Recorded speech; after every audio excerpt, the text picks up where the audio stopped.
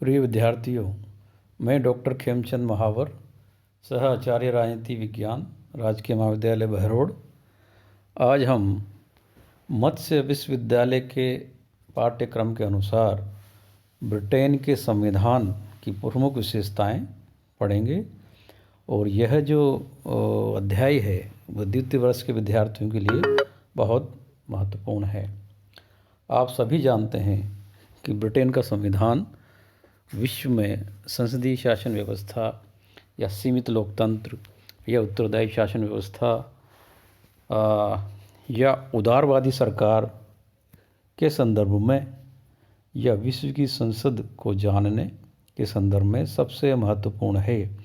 इसलिए प्रत्येक विद्यार्थी का यह दायित्व भी है कि वो ब्रिटेन के संविधान के बारे में अवश्य जाने, क्योंकि बहुत सामान्य सा प्रश्न होता है कि भाई ब्रिटेन का संविधान जो है कितनी धाराएं हो सकती है, या ब्रिटेन का संविधान कितना बड़ा है, कितना विस्तृत है, कौन सी संविधान सभा थी, किसने बनाया। तो ये आधारभूत सवाल हैं प्रत्येक देश के संविधान के विषय में, और इन सभी आधारभूत सवालों का ब्रिटेन के संविधान में जवाब केवल शून्य है, क्योंकि ब्रिटेन का संविधान लिखित रूप से विद्यमान नहीं है। और ब्रिटेन का जो संविधान है वो अभिसमय या परंपराओं से जो चल रहा है, वो उन अभिसमय परंपराओं को जानना बहुत आवश्यक है, क्योंकि भारत का जो संविधान था उसमें अधिकांश जो हमने विशेषताएं ली है वो भारतीय संस्करण करते हुए ब्रिटेन की संरचनाओं, राजनीतिक संस्थाओं का अनुसरण हमने भारतीय संदर्भ में किया है। 1935 का एक्ट जो अंग्रेज़ों की ही देन थी भारत में, उसका बहुत बड़ा हिस्सा भारतीय संविधान में निहित है। भारत में नहीं, विश्व के अनेक देश हैं जहां पर ब्रिटेन के संविधान का अनुसरण किया गया है। इसलिए ब्रिटेन का संविधान न होते हुए भी वहाँ विद्यमान राजनीतिक जो व्यवस्था है वो अपने आप में समस्त विश्व के देशों के लिए अनुकरणीय है। तो हम इस देश की संविधान की विशेषताओं के बारे में हम चर्चा करते हैं। देखिए, सबसे पहली विशेषता मानी जाती है, यूँ कहें कि भूमिका के तौर पे हम कहें कि ब्रिटेन का संविधान कैसा है या विद्वानों ने उसके बारे में क्या क्या राय दी है, तो उन बिंदुओं को भी हमको समझना चाहिए। एक प्रसिद्ध विद्वान रहे डी टॉकविले, उन्होंने कहा है कि ब्रिटिश संविधान का अस्तित्व नहीं है। यदि ये प्रश्न इन्वर्टेड कोमा में आ जाता है तो इसको विद्यार्थियों को विवेकपूर्ण तरीके से समझाना होगा। ब्रिटिश संविधान का अस्तित्व नहीं है का अर्थ यह है कि ब्रिटेन का संविधान किसी संविधान सभा ने नहीं बनाया है, और ना ही जिस तरह से भारत में उस संविधान के अनेक अनुच्छेद, अनेक वो है, उस प्रकार से ब्रिटेन के संविधान की नहीं है। यह अपने आप बना है। जैसा कि आगे मुनरो कहते हैं कि ब्रिटिश संविधान विवेक और संयोग की संतान है, यानी कि विवेक और संयोग से मिलके ये बना है। इस बात को और आगे बढ़ाते हुए आइवर जेनिंग कहते हैं कि ब्रिटिश संविधान विकसित है, निर्मित नहीं। इसके बारे में कहा जाता है कि कोई बात जैसी दिखाई देती है वैसी नहीं है, और जैसी है वैसी दिखाई नहीं देती। ब्रिटिश शासन का निरालापन इस कथन में झलकता है कि ब्रिटेन का शासन सिद्धांततः निरंकुश स्वरूप में सीमित राजतंत्र और व्यवहार में लोकतंत्रात्मक गणराज्य है। इसकी मुख्य विशेषताएं हम बात कर लेते हैं। परीक्षार्थी या विद्यार्थी ध्यान दें कि जो छोटे प्रश्न आते हैं उसमें अवश्य पूछ लेते हैं कि ब्रिटेन के कोई दो विशेषताएं, संविधान की 2 विशेषताएं बताइए। तो उस संदर्भ में भी ये सभी विद्यार्थियों को याद करते हुए चलना है। देखिए, इसकी पहली विशेषता है विकसित संविधान। ब्रिटेन का संविधान 1300 वर्षों के निरंतर विकास का परिणाम है। यह समय और संयोग की संतान है, a child of accident and design. जिस प्रकार कीचड़ में से एक सुंदर कमल खिलता है, उसी प्रकार निरंकुश राजतंत्र में से ब्रिटेन एक प्रजातंत्र विकसित हुआ है। आग ने ठीक कहा है, ऑग एक विचारक है, राजनीतिक विचारक ऑग। ब्रिटिश संविधान एक सचेष्ट जीवधारी के समान है जिसमें निरंतर तथा स्थायी विकास की क्षमता है। मुनरो ने कहा है कि यह कोई पूर्णतः प्राप्त वस्तु न होकर विकासशील वस्तु है। यह बुद्धिमत्ता और संयोग की संतान है।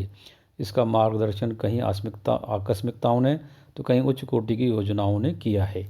इस प्रकार ब्रिटिश का संविधान कुल मिला के विकास का परिणाम है। पिछले अध्याय में भी हमने देखा था कि किस तरह से प्रधानमंत्री पद अस्तित्व में आया, किस प्रकार से संसद अस्तित्व में आई, किस प्रकार से मंत्रिपरिषद, किस प्रकार से मंत्रिमंडल, किस प्रकार से प्रधानमंत्री पद, ये सब स्वतः ही अस्तित्व में आते गए। इसलिए विकास का परिणाम इसको माना जाता है। दूसरी विशेषता है ब्रिटेन का संविधान अलिखित है, यानी कि ये लिखा हुआ नहीं है। जैसे कि भारत का संविधान में 395 धाराएँ इस प्रकार से हम कहते हैं, उस प्रकार से ये लिखा हुआ नहीं है। इसीलिए जो विचारक हैं डी टॉकविले वो यही कहते हैं कि इंग्लैंड में संविधान जैसी कोई चीज़ नहीं है, अर्थात कोई लिखित दस्तावेज नहीं है। लेकिन ऐसा भी नहीं है कि पूर्णतया लिखित नहीं हो। कुछ ऐसी प्रलेख हैं जो इस संविधान के हिस्सा कहे जाते हैं, जैसे कि मैग्ना कार्टा 1215, अधिकार याचना पत्र 1628 और संसदीय अधिनियम 1911। ये सब कुछ लिखित प्रमाण हैं जिनके माध्यम से इंग्लैंड के संविधान को समझा जा सकता है। एकात्मक संविधान, ब्रिटेन का संविधान एकात्मक है, यानी कि वो संघात्मक नहीं है। एकात्मक संघात्मक में क्या अंतर है कि समस्त शक्तियाँ केंद्र के पास होना या केंद्रीकृत सरकार के पास शक्तियाँ होना और एकात्मकता का प्रतीक है। और यदि शक्तियों का विभाजन केंद्र और राज्यों के बीच कर दिया जाए तो वो संघात्मकता का प्रतीक है। आप जैसा कि पूर्व में हमने कहा था कि इंग्लैंड जो है वो राजस्थान से भी छोटा है क्षेत्रफल की दृष्टि से, इसलिए वहाँ बहुत अधिक विस्तृत क्षेत्र नहीं है, अधिक इकाइयाँ भी नहीं हैं। इसलिए समस्त शक्तियाँ केंद्र सरकार के पास ही रहती है। केंद्र सरकार स्थानीय निकायों को कुछ शक्तियाँ अवश्य प्रदान करती है, सुशासन के लिए, प्रशासनिक सुगमता के लिए, किंतु आवश्यकता पड़ने पर वो उसे वापस ले भी सकती है। तो इंग्लैंड में संघात्मक राज्यों के समान दो प्रकार की सरकारें केंद्रीय और राज्य नहीं हैं। इंग्लैंड की राजनीतिक शक्तियाँ का इस दृष्टि से केंद्रीकरण है और केंद्रीय सरकार ही शासन की समस्त शक्तियों का संचालन करती है। अगली विशेषता इसकी है लचीला संविधान। लचीला संविधान का मतलब फ्लेक्सिबल संविधान। देखिए, यदि इसकी तुलना या इसको समझने के लिए यदि हम भारत के संविधान की बात करें तो भारत के संविधान में संविधान संशोधन की 3 प्रक्रिया हैं। एक साधारण बहुमत, एक विशिष्ट बहुमत और एक विशिष्ट बहुमत से अधिक। जैसे एक सामान्य बहुमत से यानी कि 51% बहुमत हो जाता है तो कानून पारित हो जाता है। दूसरा, संसद के दोनों सदनों का 2/3 बहुमत से कोई कानून पारित होता है। और तीसरा होता है संसद के दोनों सदन प्लस राज्यों की आधी से अधिक विधानसभाओं की स्वीकृति। तो ये 3 तरीके होते हैं संविधान संशोधन के, किंतु इंग्लैंड में केवल एक ही तरीका अपनाया गया है कि साधारण बहुमत से किसी भी प्रकार का परिवर्तन संशोधन किया जा सकता है। ये एक अनूठी विशेषता है। इस संदर्भ में C.F. स्ट्रॉन्ग ने कहा है कि ब्रिटिश संविधान की विशिष्ट शक्तियाँ उसकी पुरातनता में उतनी नहीं हैं जितनी कि उसकी नमनीयता में है, जिसके बिना प्राचीन संविधान नाम में भी बहुत पहले उसी तरह लुप्त हो जाता है जैसे वह बहुत कम अंशों में तथ्य रूप में लुप्त हो गया। इसी प्रकार इसकी 5 विशेषताएं। पैतृक और सीमित राजतंत्र। आप सभी जानते हैं कि इंग्लैंड में जो है संसद भी है, प्रधानमंत्री भी है और सम्राट और साम्राज्य भी है, अर्थात वहाँ अभी भी राजतंत्रात्मक शासन व्यवस्था के प्रतीकों को अपनाया गया है, भले ही वो उनकी जो शक्ति है वो सीमित मात्र हो। आज भी इंग्लैंड के राजा, राजकुमारी या साम्राज्ञी का नाम प्रचलित होता है। उनकी तुलना उसी प्रकार से की जा सकती है जैसे भारत में राष्ट्रपति है उसी प्रकार से इंग्लैंड में सम्राट साम्राज्ञी है। सम्राट साम्राज्ञी के पास नाम मात्र की शक्तियाँ होती है, वास्तविक शक्तियाँ प्रधानमंत्री के पास ही होती है।